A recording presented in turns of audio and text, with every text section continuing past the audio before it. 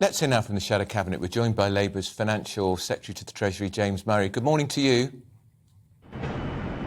Hi, good morning. We're expecting those new figures on immigration, migration this morning, Mr Murray. Does Labour have a figure by which it would say that's enough, no more? Well, I think the truth is that ahead of the next election, if we win the next government, we don't know what situation we're going to be in then. So we'll see what happens when we get into the next election. I think what Keir Starmer has set out very clearly in his speeches earlier this week is how the immigration system must work hand in hand with the skills system in this country to make sure that we have skills and training for people in the UK to make sure they have the skills they need to do jobs that are needed in this country. But why can't you say whether, in an ideal world, a Labour government would have a ceiling?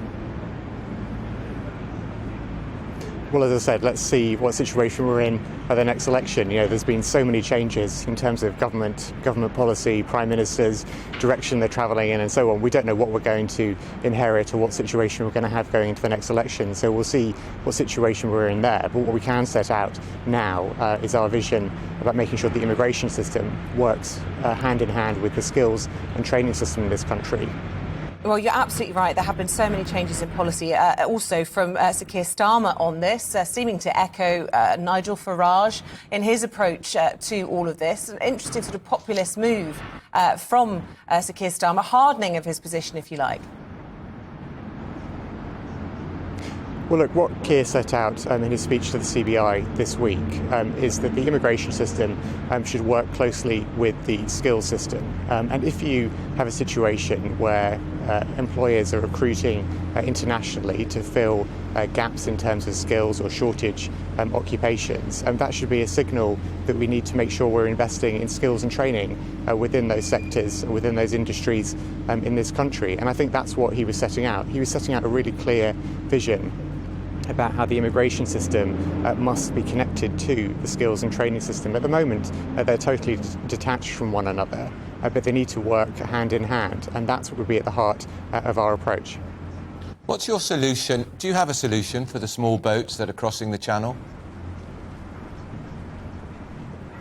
Well, look, I think one of the really critical things about small boats coming across the Channel is to make sure that we are pursuing the criminal gangs who are running those boats, running those lines, who are exploiting people. I think that part of the conversation has been missed by what the government has set out recently. It's really critical to make sure we're going after the criminal gangs. And if you look at what Yvette Cooper, the Shadow Home Secretary, has set out, and her team, they've set out plans to make sure there is that investment in a specific cell within the National Crime Agency to make sure we are going after those criminal gangs and trying to stop this happening in the first place.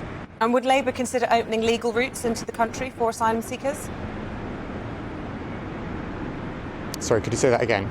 Would you consider opening, is it time to discuss opening legal routes into the country?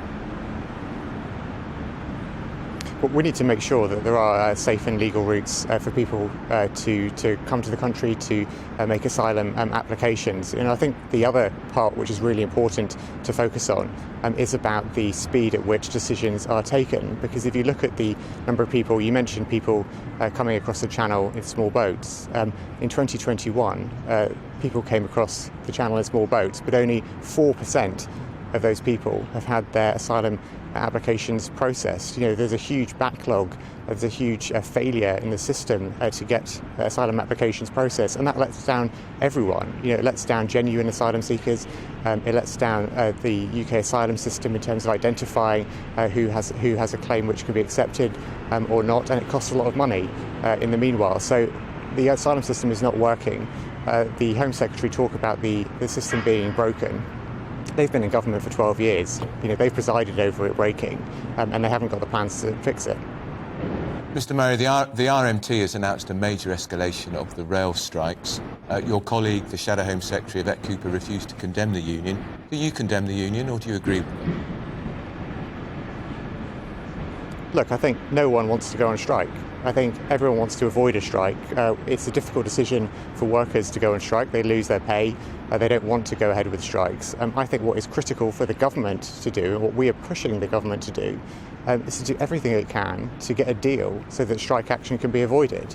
Industrial action is a last resort, and the government should be doing everything within its power to try and make sure these strikes don't have to go ahead. Just lastly, Ofgem's announced the price cap's risen to $4,279 from January next year. I'm just wondering what Labour would do beyond April, where the government's planning to cut off its energy support.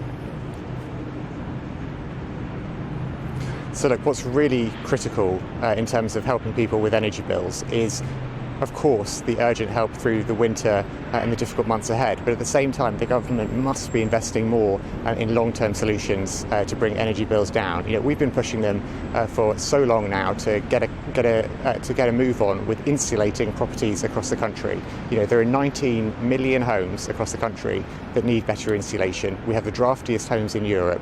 If you invest in that insulation, it helps to bring bills down permanently. And yet the government has said they're not really going to do anything for another 3 years. That's wasted 3 years when you could be insulating people's homes and bringing bills down. The other thing they should be doing is really ramping up investment in homegrown renewable energy, because if you have that homegrown renewable energy, you can bring bills down with cheaper energy, you can tackle the climate emergency, and you can give us greater energy security by meaning we're less dependent on imports from overseas.